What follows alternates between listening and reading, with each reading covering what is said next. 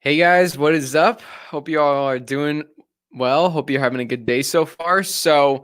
Not much Cobra Kai news, but we do have this new interview from Ralph Macchio from UPROXX. I never really heard of them before, but I thought we could go over it. I haven't really done a live stream in a while, so I thought it'd be fun to just talk to you guys, talk to the community.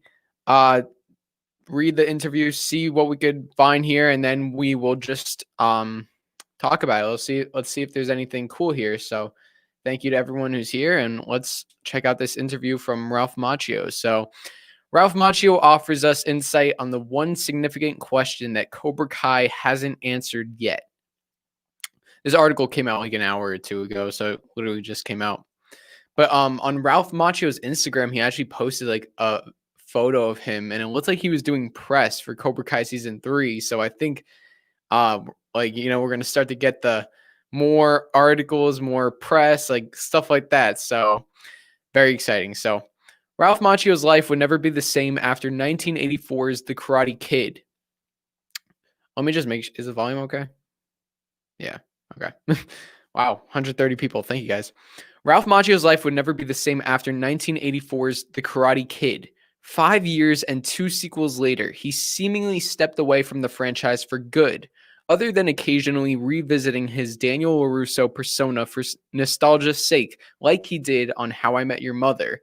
A few short years ago, his stance changed when he climbed aboard what turned out to be a highly popular and critically acclaimed revival series, Cobra Kai, which streamed for 2 seasons on YouTube Red, now YouTube Premium, now Netflix. Now the show is roundhouse kicking over to Netflix on August 28th. Oh, I didn't see that. Catch up with those first 2 batches of episodes while you can before it reaches an even larger audience, because a release date for more will be coming soon. The show offers the perfect degree of nostalgia while updating the rivalry. Macchio's LaRusso goes toe-to-toe again with William Zabka's Johnny Lawrence in a compelling way. The show ends up being a rare success in a sea of mediocre revivals and reboots. Star Wars. And Macchio was kind enough to prep the stage by speaking with us about why he's so pleased with Cobra Kai and protective of the Karate Kid's legacy. We also address the biggest lingering issue that hasn't popped up on the show yet, with Macchio giving us insight on what could come in the future. Ooh, very exciting. How exciting. Let's do it. Okay, so this is the interview with Ralph Macchio. This is awesome. It's a good time for Cobra Kai escapism. With the move to Netflix, did you find out before or after season 3 wrapped? Ralph says, that was after. We had information that YouTube was shifting out of scripted and credit goes. Oh, wait. We had information that YouTube was shifting out of scripted, and credit goes to Sony Television and YouTube for allowing us to find another home that will hopefully give us another life. And the pandemic arrived in the midst of all that. We spoke to many of the platforms, and it feels like it's turned out awesome. Yeah, I mean, Netflix is the best choice. Going to get so many new people. It's going to be awesome. With so many revivals and reboots, I did feel skeptical at first, but this show feels organic and it's addictive to revisit this story as updated. Ralph says, yes, and I'm probably coming off a lot more intelligent than I am, but I did hold out. Listen, I've heard many pitches over 30 plus years of why we want to revisit this world, and it never seemed fresh. It was always easier to say no and protect the legacy because I'm very protective of it, and it was never smart enough. This was a smart idea at a time when we have these streaming platforms, these abilities to make these 5-hour movies cut up into 10 half-hour parts. You let the characters breathe, and it doesn't have to fit inside a 2-hour motion picture sequel that has to be a louder, faster, funnier, bigger. Creators John Hurwitz, Josh Heald, and Hayden Schlossberg were the guys that you just believed wanted to make the show that the fans wanted to see because they are the 3 biggest fans of the franchise. It was about how, tonally, is it going to find its way to is it going to find its way and embrace nostalgia while being fresh and original? Fortunately, it stayed that way. So yeah, Ralph is pretty much reiterating what the great thing about this show. It's, Cobra Kai is not just a random show. It's based off, or it's a sequel to one of the biggest franchises ever. So right from there, you have an audience. It's not like it's a completely new show where now you have to build this whole new audience. You have an audience. So that could be like an easy cash grab. Okay, like Cobra Kai, sequel to Karate Kid, that's easy money. Like, and some companies do that. You know, you have some companies who take franchises that have already established themselves and they just decide to keep going with it, even if there's no story to tell, just to make some money off of it. But not Cobra Kai. These guys, these writers, they had a story to tell. They didn't care about like making money and ruining the Karate Kid because they are fans of the Karate Kid. You know, if you have fans working on something that they are a project that they are fans of, it's going to come out good. And even if it's not good, it's still going to be respectful and honor the old. Some projects don't do that. And, you know, with Cobra Kai, it's not just that, like, it's respecting the old, it's building off of it in a way that's just mind blowing because I think without Cobra Kai, I think Cobra Kai has made the Karate Kid better, which is crazy to even say. That's you wouldn't even think that's possible, but I think Cobra Kai improved the Karate Kid because now you look at the Karate Kid from a different perspective. So very cool stuff here. The tone manages to stay lighthearted despite confronting some tough issues, which is notable, rather than turning toward a dark or gritty reboot. Ralph says, oh, that's true. And we're always finding those feels or goosebumps moments or those nostalgic moments. But as it goes on, and you'll see soon, you have to raise that bar and keep that young audience involved. It does dig deeper into places and take deeper dives from the action and dramatic standpoints.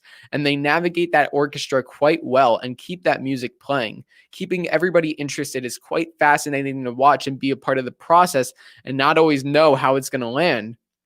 And that's why I do my channel. That's why you guys are here right now, because we care so much. We're invested and we want to know what happens next. Since your movies in this franchise, the internet has happened. You've even did an oral history of the crane kick. However, what gets under my skin was the end of the first movie when Johnny says, "You're all right, LaRusso." Daniel responded positively, but the show hasn't reconciled this yet with the present. I never really thought about that, because it did seem like they made up at the end. Oh, that's interesting. I really never thought about that. Cool. Well, I can say this much. It hasn't been addressed, but believe me, that was in every one of the first pitch meetings. It was there. Kreese was the bad teacher to Johnny Lawrence, who was trying to redeem himself in that teen moment.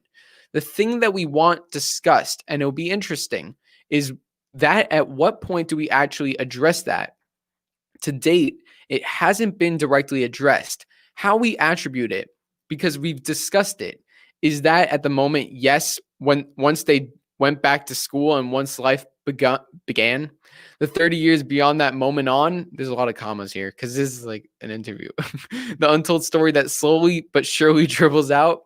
In Cobra Kai's flashbacks or through conversations, you can kind of write those 30 years that no one ever saw. So just because that moment happened doesn't mean that something didn't happen that sent it to a dark place. And not necessarily an action by LaRusso to Lawrence, but maybe something in Lawrence's life. So just because that moment doesn't happen, that something didn't happen that sent it to a dark place and not necessarily an action by LaRusso to Lawrence. Oh, okay. So like something like why Johnny doesn't like him. Yeah, I mean, you know, I think by seeing all the billboard, you know, even though they did kind of make up at the end, you know, or you know what I mean? They like Johnny was the bigger man, you know, congrats LaRusso. You know, he's still seeing his Daniel's billboards everywhere. He sees he has everything, so he's jealous of him, you know. Daniel has everything because he won the tournament, you know? He was being a good sport, but Johnny didn't know that in 30 years from now, his whole life would go to crap and he would lose everything he loved. He would be this low life. And meanwhile, this guy, Daniel LaRusso, got the girl, got the family. Now he has the dealership, all this stuff. So I think it doesn't really matter that Johnny was like, "You're all right, LaRusso." Like, I don't think that's like, okay, now Daniel and him are friends, like, because you're still going to be jealous of someone. You know, Johnny was being a good sport, but like, he had no idea what was going to happen in the future. And the interviewer says a whole lot has happened to that guy, no doubt.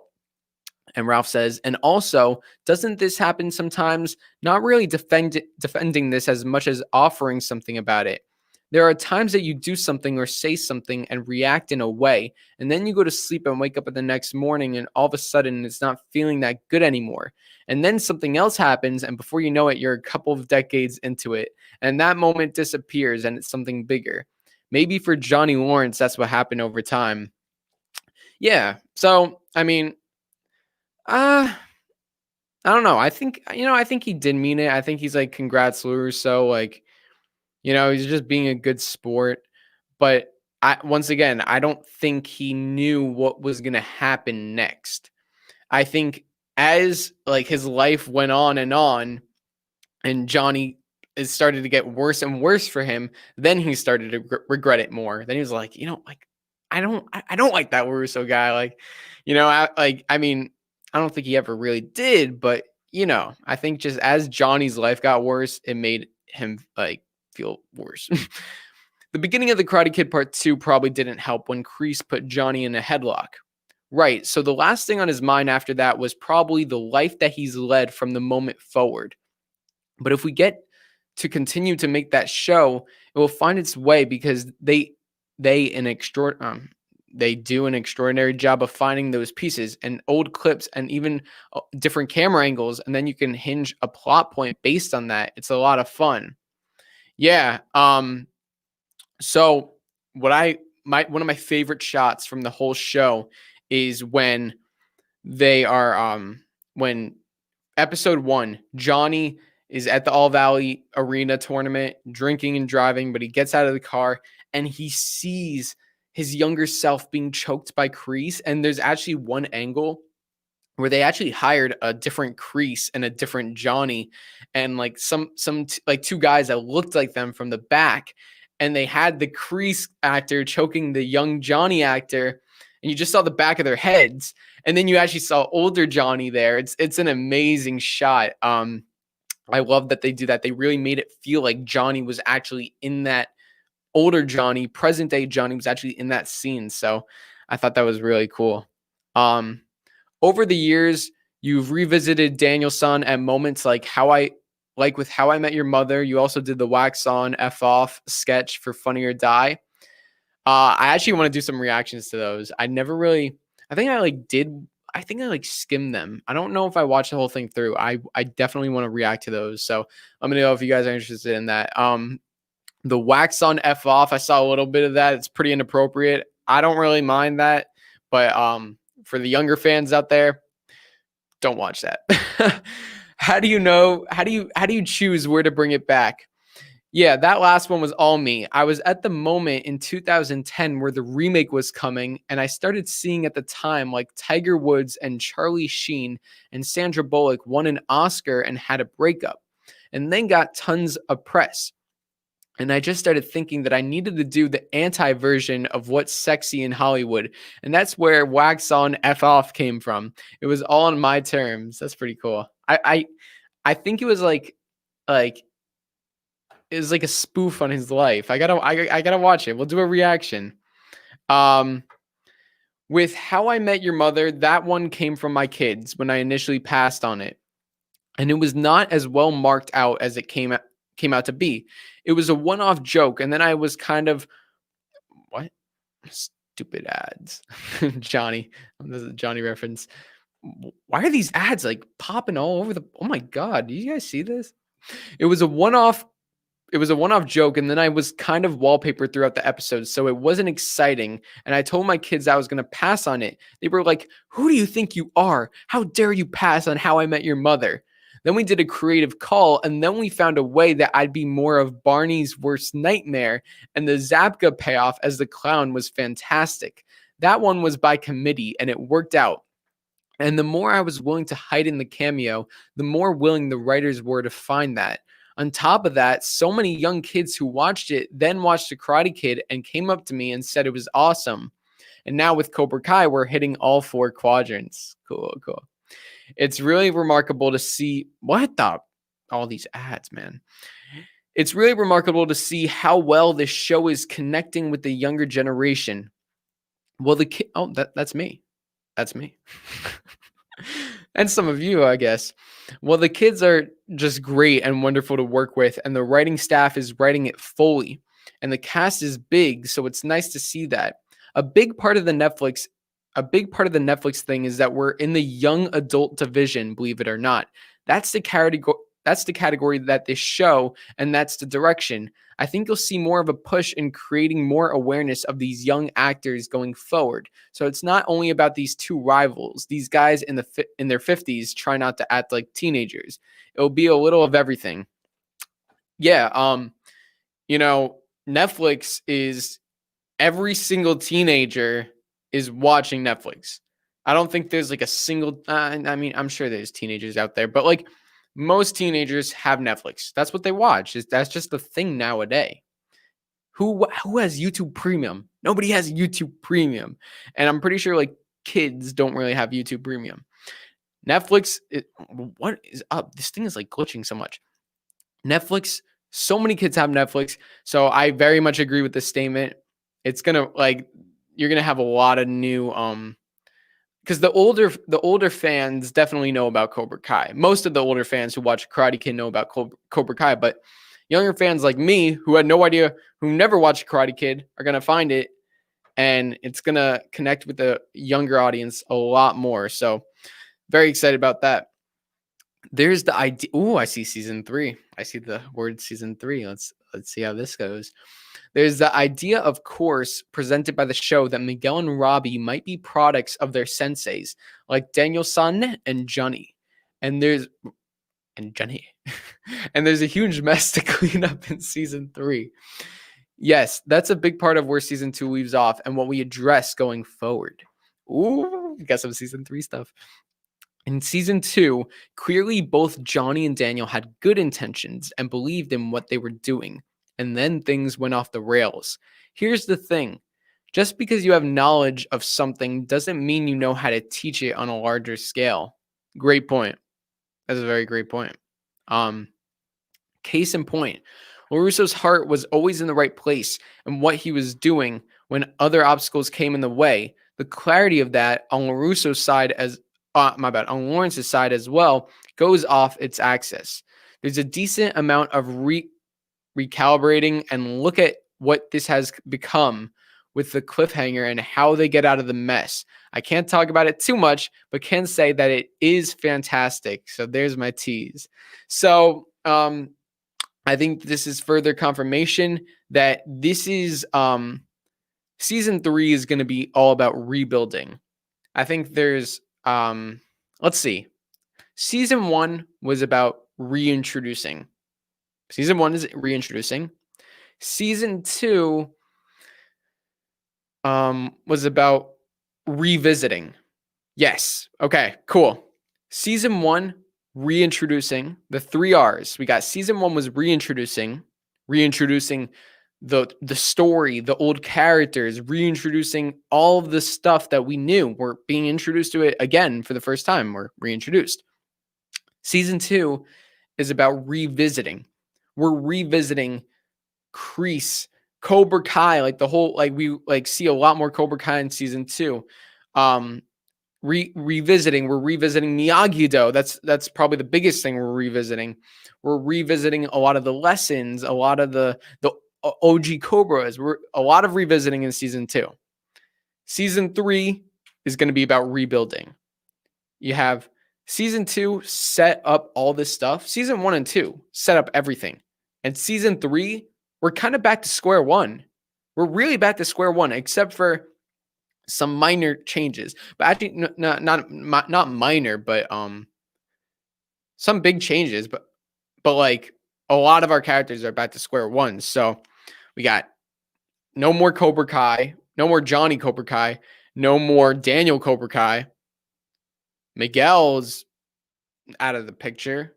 Sam's not doing karate. Robbie's like, everyone's kind of back to square one. except for Kreese, who now owns Cobra Kai. He's the only one who got anything from this, which I love that. I love how he's the only one who something positive happened to. Like every single person suffered from the whole season 2 finale except for Kreese. So yeah, I think season 3 is going to be all about rebuilding the characters. They're all going to be back to square one, but I think it's going to be different. They're not going to just like make it like exactly like season 1, because obviously stuff happened. You know, they're not going to just like pretend stuff never happened. They're back to the same spot they were in terms of Johnny's low life. Probably most likely. I mean, he lost his form of income, but I mean, he still has those past issues that he's going to have to deal with and all that. So yeah, we're almost done with this. You got to tease. People expect it. The best is yet to come in this series, and I believe in that. Ooh, cool. In closing, I got to talk about that crane kick. Are you surprised that it's such an iconic moment all these years later? If you asked me in 1984 if I'd be having this conversation with you, I'd say, yeah, right. What I call the pop culture debate of it. Was it legal? Who's the real Karate Kid? To me, the great fun of that is that people really do care. And there's fandom and arguments and videos made on the concept. The movie belongs to the fans and it's become a worldwide piece of our childhood. As far as the crane kick and what it's become, when I came out of a screening, a preview of seeing it for the first time, a majority of the audience, whether they were 10 or 62 years old, they were out on the sidewalk doing the crane pose to each other. That's why it doesn't surprise me, because it was like when you leave a Broadway show, leave a Broadway show and you're singing that song that usually says it has some staying power. But 36 years, that's incredible. Cobra Kai streams on Netflix on August 28th with the season 3 release date coming soon. So that's pretty much it. We got some interesting stuff here. You know, Ralph Macchio, it's cool to get some new interviews. I mean, like, hey, like we're getting so much more information than we have before. So I think once we get that August 28th, Cobra Kai season 1 and 2, then I think we're going to start to get some information. I'm still saying that we're not getting season 3 in September. I think there's zero chance. Actually, no, I take that back. But I really don't think we're getting. I think October is the earliest. But I mean, it's unfortunate. But I mean, just most likely, I'm trying to be realistic. So, yeah, this was awesome. Hope you guys enjoyed this. And we got 150 people here. Thank you all for joining. Hit that like button if you haven't already, and subscribe to the channel. I really appreciate all the support, guys. This is fun. So let's see. Let's see the chat. How's everybody doing?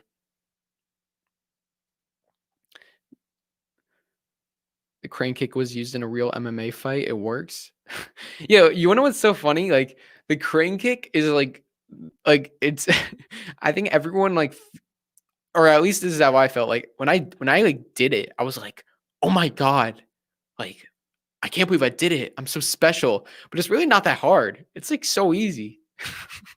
I mean, I know to like actually kick someone when you do it is pretty hard, but I'm talking about like just doing it on midair. It's really not that hard. So I mean, you know, it's just funny. What do you guys think? Do you guys think the crane kick was legal? I don't know. I mean, I don't really know all the rules.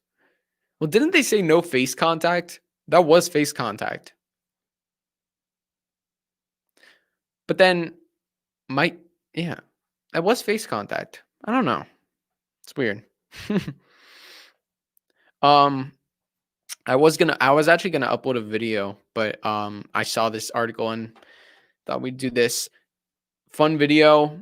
Maybe I'll release it tomorrow. It's the best theory I've ever heard. I'll leave it like that. I didn't come up with this theory. I take no credit for this theory. Someone commented on my video a theory, and I'm telling you guys, it's the best theory I've heard. I don't know if it's real or not. Well, I mean, I think it's gonna happen. It's just an amazing theory. So that's what I'll leave you with it. That's what I'll leave you with. I'll upload that either tomorrow or the day after. But this was a fun stream. Hope you guys enjoyed this little interview. if we get another one, we'll do another stream, and I want to react to the Wax on F off video, or the How I Met Your Mother scene. That'd be funny. Like, I'm very interested in that. So thank you guys for coming. Appreciate it. Hope you all have a great day. Make sure to check out the other videos and subscribe, leave a like, all that stuff. Owen Morgan, what's up, man? How you doing, man? Dude, guys, check out Cobra Kai Companion YouTube channel. Owen, that was funny as hell. I was dying. That was so funny. I was just, oh god, that was funny as heck. They had a good video in there. So thank you guys for coming. Thank you, Owen. Thank you, everybody. Appreciate it. Subscribe, drop a like. Let's get 100 likes. Let's get 100 likes. And I'll see you guys next time on Cobra Kai Kid. And remember, Cobra Kai never dies. No, that was bad. Never dies. No, that was bad.